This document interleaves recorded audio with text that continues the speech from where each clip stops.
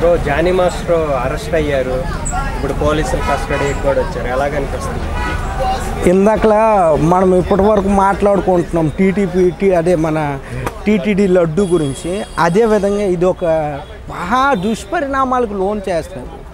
ఎందుకు ఇలా జరుగుతుందో నాకు అర్థం అవ్వట్లేదు. ఇప్పుడు ఒక పాయింట్ అవుతున్నప్పుడు ఒక పాయింట్, ఎందుకు ఆ కామ వాంఛలు, ఎందుకు ఆ కామ కోరికలు మనుషుల్లో పెరిగిపోతున్నాయి అనేది అర్థం అవ్వట్లేదు. ఆయన ఈ మూవీ ఇండస్ట్రీ లోపల ఆయన ఉంటున్నారు, వాళ్ళకి అది కామన్ అవ్వచ్చు. కానీ ఒక మైనర్ లేడీకి కానీ ఆయన్ని అలా చేయడం అనేది చాలా వరకు మిస్టేక్,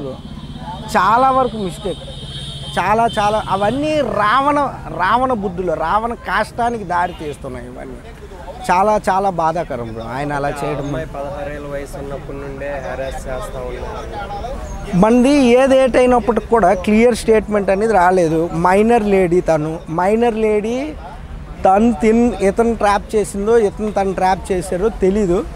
ఫస్ట్ థింగ్, ఆమె కానీ మిస్టేక్ ఉంటే కంపల్సరీ పరువు దావా నష్టం కేసు కింద ఇతను వేయవచ్చు. ఒకవేళ లేదు అని అంటే మాత్రం ఇతను కంపల్సరీ శిక్ష అర్హులు.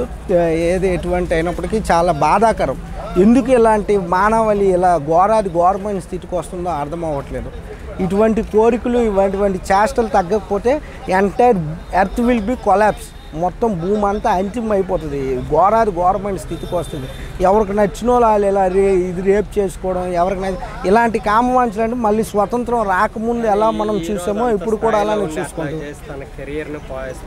కంపల్సరీ మీ యొక్క దానికి ఒక సామెత ఉంది, విపరీత చేష్టలే నీ యొక్క బుద్ధికి దారి తీస్తాయని. అంటే నీకు కామవాంఛలు, కామ కోరికలు ఎప్పుడైతే నీకు పెరుగుతున్నాయో నువ్వు అక్కడే కొలాప్స్ అయిపోతావు బ్రో. ఫస్ట్ థింగ్, ఇప్పుడు రావణుడు మహాభక్తుడు శివుడికి మహాభక్తుడు రావణుడు. అయినప్పటికీ రావణుడు ఫెయిల్ అవ్వడానికి గల రీజన్ ఏంటి? ద ఓన్లీ థింగ్ అక్కడ సీతామహాదేవికి ఇది తీసేసుకోవడం. సీతామహాదేవి మీద ఆయనకు కోరిక పుట్టడం. అటువంటి ఆయన దాంట్లో రావణుడు ఇప్పటి వరకు ఆయన దాంట్లో మిస్టేక్స్ అంటూ మనం చూస్తే ఏం లేవు. ఆయనలో కామవాంఛ పెరగడం వల్ల, కామ కోరికలు పెరగడం వల్ల, కామ కోరికలు ఎప్పుడైతే పెరిగాయో ఆటోమేటిక్గా అక్కడితో ఆయన కొలాప్స్ అయిపోయారు.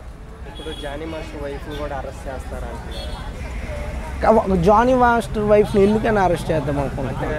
ఆమె కూడా తను వెళ్ళి తనని అవును.